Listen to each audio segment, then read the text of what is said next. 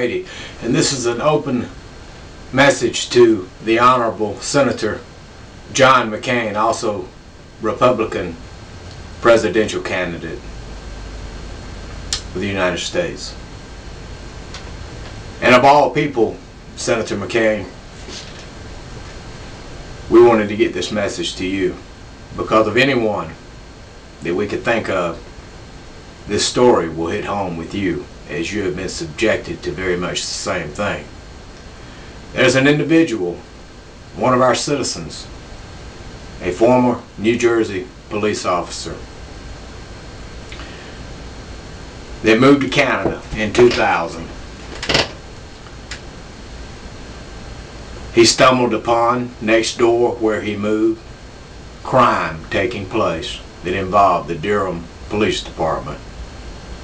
Being a police officer that he was, he continued to watch. They caught on to the fact that he was knowledgeable of the crime they were partaking in. He was taken, thrown into the back of a police car, beaten profusely, taken to an old prison that has since been torn down. This was in 2000. He was kept there for 2 years. During the first few months of that incarceration, illegal incarceration, where he could committed no crime, no charge, completely illegal incarceration, his crime was witnessing a crime.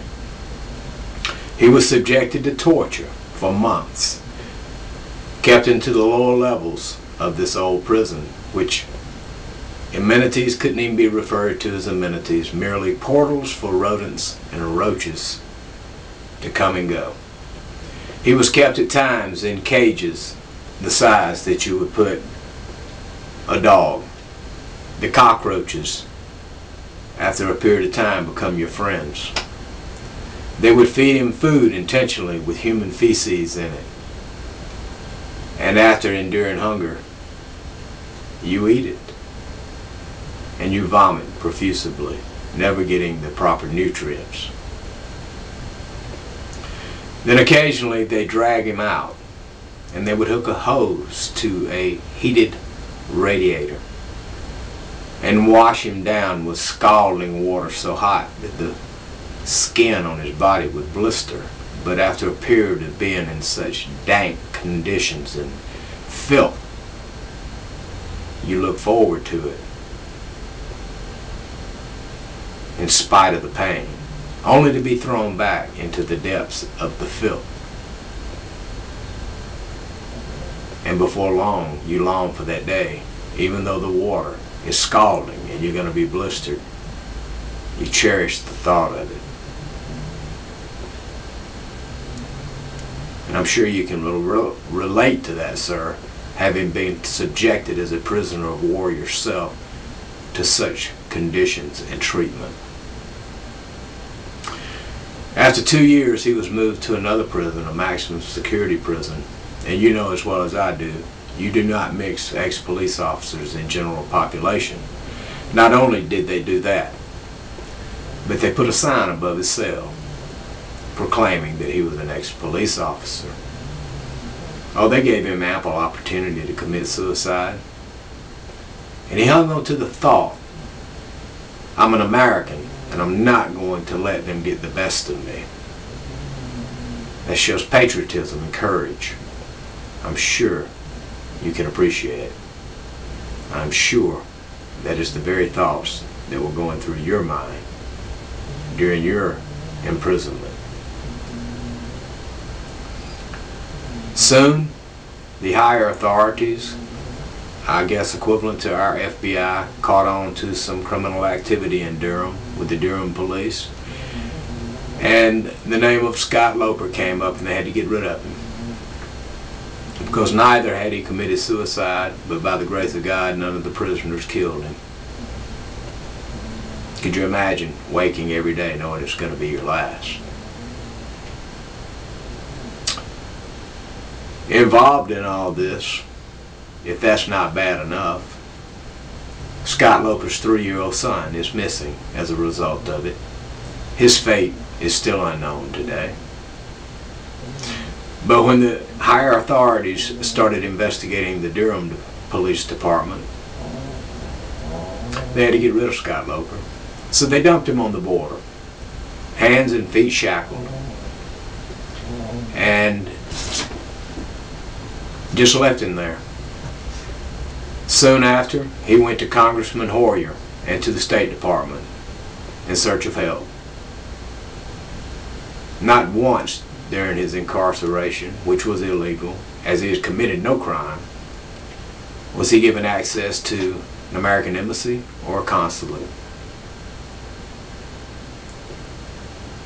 When he went to the State Department and Congressman Hoyer, Canada claimed that he had never even lived in the country, much less been incarcerated.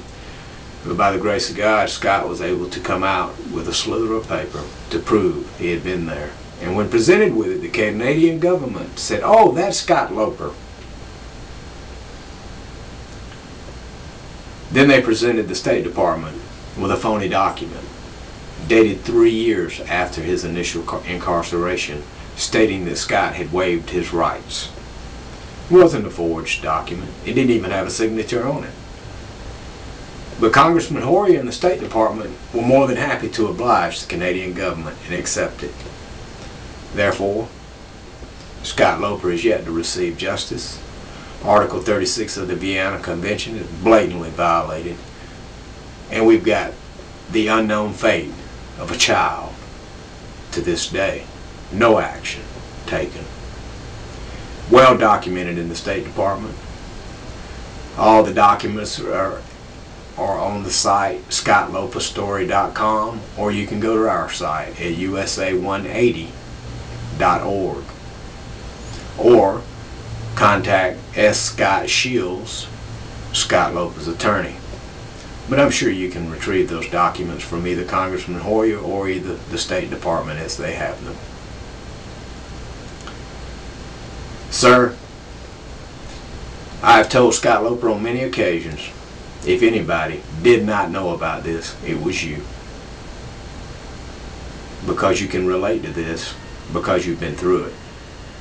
You know the horrors, you know the pain, and I'm sure you still probably suffer the nightmares, as Scott does. On top of that, add not knowing the fate of, at the time, a 3-year-old son, who now would be 11, and we're in prayerful hope he is out there somewhere. And I read many of your quotes from the past, and I'll just be very brief. You've said that we need reform in Washington. It was broken. Would you not agree, sir, that this would be a good place to start? You had said our conscience influences other countries. Will our conscience influence this situation?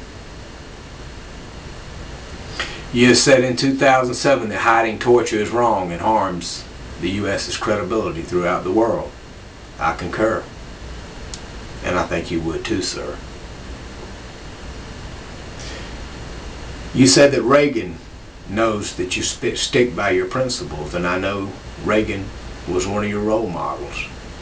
And I think you would agree, Ronald Reagan would have already rendered justice for Scott Loper.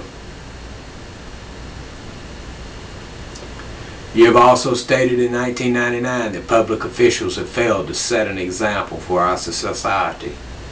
I agree. Will you set the new standards, sir? Will you go forth and reclaim our name in the eyes of the world as the leaders and protectors of rights, liberties, and freedom? But we cannot do that until we get justice for Scott Loper. A horrendous and blatant violation of Article 36 of the Vienna Convention. A poor child missing. No action. You spoke in 1973 as you returned from the Vietnam War and being a prisoner of war. and you spoke. You were received as a hero, both by the people and the government. Scott Loper was a prisoner, not of war, and not of being a criminal. Neither has he received honor from the people. He hasn't even received the support of our government, sir. I've told Scott, and I'll say it again, that once Senator McCain hears of this, he will act.